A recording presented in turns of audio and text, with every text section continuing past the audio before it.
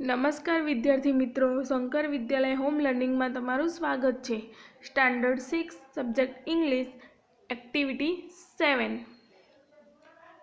Like vegetable scraps of other things are also useful. Name the things that are thrown away at home or in school. એટલે કે scraps એટલે કે ભંગાર. તો આપણા ઘરમાં અને સ્કૂલમાં એવો નકામો વસ્તુ કે કચરો કે ભંગાર આપણને જોવા તો મળે જ છે.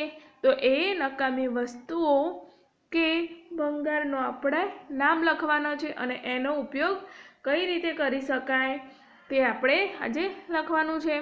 તો ફોર એક્ઝામ્પલ આપ્યું છે old text books and notebooks.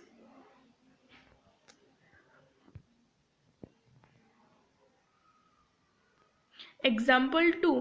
Torn chappals or shoes. 3. Old clothes. આ હવે આપણે જોયો કે કયો નકામો વસ્તુઓ છે કે ભંગાર છે. પછી 4 છે old buckets. 5th old shampoo bottles. 6. Old newspapers. 7. Old cold drink can.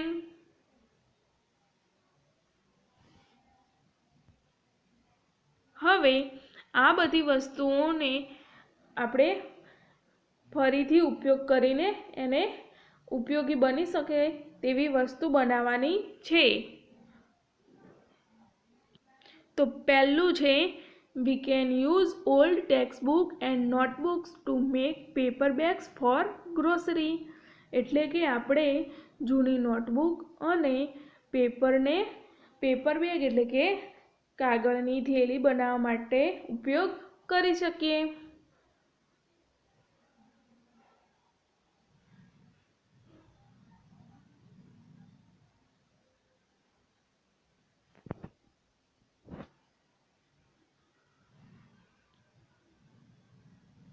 બીજું છે we can use torn chappals or shoes to make shoes planter.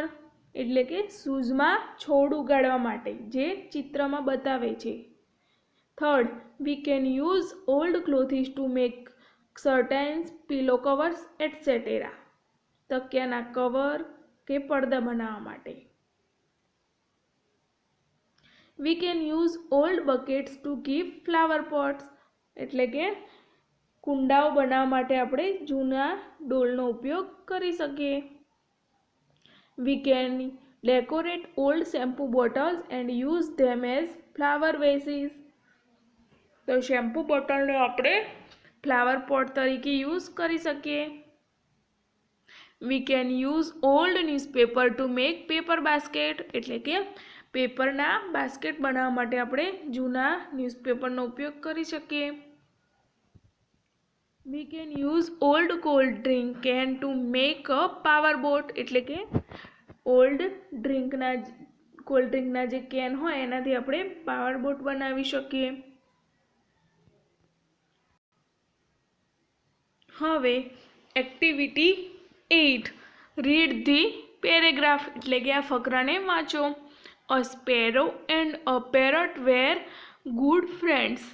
ચકલી અને પોપટ ઘણા સારા મિત્રો હતા. Every day they talk with each other. દરરોજ બંને એકબીજા સાથે વાતો કરતા હતા. હવે આ ફકરો આખો ભૂતકાળમાં આપેલો છે. તો અહીંયા જેટલા બી નીચે અંડરલાઈન દેખાય છે તે ખાલી જગ્યા છે એ આપણે પૂરવાની છે. તો એ ભૂતકાળના રૂપે આપણે પૂરવાની છે. ભૂતકાળમાં આપેલો છે એટલા માટે તો આપણે એના ભૂતકાળના રૂપ મૂકીશું. But the parrot live in a cage in Parul's house. પરંતુ પોપટ પારુલના ઘરે પાંજરામાં રહેતો હતો. The sparrow live in a tree. ચકલી ઝાડ ઉપર રહેતી હતી. Parul gave the parrot good food. Parul પોપટને સારું ખાવાનું આપતી હતી. The sparrow work for food એટલે કે ચકલીને ખાવા માટે કામ કરવું પડતું હતું. Once the parrot invite the sparrow to come into his cage and share his happiness. એકવાર પોપટે ચકલીને આમંત્રણ આપ્યું એના પાંજરામાં આવવા માટે અને ખુશીઓ વહેંચવા માટે. ધ સ્પેરો સેડ, ચકલીએ કહ્યું નો એટલે કે ના. She was very happy outside the cage, તે પાંજરાની બહાર ખૂબ ખુશ છે. The parrot also wanted to come out of the cage. Parrot પણ એટલે કે પોપટ પણ પાંજરાની બહાર જવા માટે ઈચ્છતો હતો. So the sparrow help him to open the cage. તેથી ચકલીએ તેને પાંજરું ખોલવા માટે મદદ કરી. Both the friends flew away in this open sky. બંને મિત્રો આકાશમાં ઉડી ગયા. હવે activity 8B. Follow the example and write action words from the story. એટલે કે હવે આપણે આગળ જે સ્ટોરી જોઈ એક્ટિવિટી 8Aમાં એમાંથી એક્શન વર્ડ્સ શોધીને આપણે લખવાના છે. એક્શન વર્ડ્સ એટલે કે ક્રિયા દર્શાવતા શબ્દો. તો પહેલો એક્શન વર્ડ છે talk talk, like like, live live, work work. બાજુમાં જે આપેલા શબ્દો છે એ ભૂતકાળના રૂપો છે. ગેવ તો give, invite invited, said said, want wanted. તો આ છે એક્શન વર્ડ્સ જે સ્ટોરીમાં આપેલા છે. Activity 8C. Arrange following sentence in the order of the story. એટલે કે આ વાક્યોને આપણે સ્ટોરી પ્રમાણે ક્રમમાં ગોઠવવાના છે. તો પહેલું સેન્ટેન્સ છે the parrot invited the sparrow to the cage. એટલે કે પોપટે ચકલીને પાંજરામાં આવવા માટે આમંત્રણ આપ્યું. પછી છે the sparrow and the parrot were good friend. એટલે કે ચકલી અને પોપટ સારા મિત્રો હતા. The parrot live in a carriage and the sparrow live in a tree.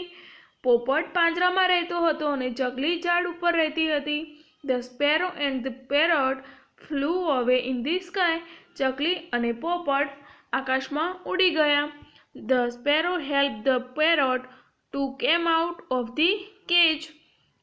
ચકલી અને પોપટ પાંજરાની બહાર આવ્યા. તો હવે આમાં પહેલું વાક્ય કયું આવશે સ્ટોરી પ્રમાણે?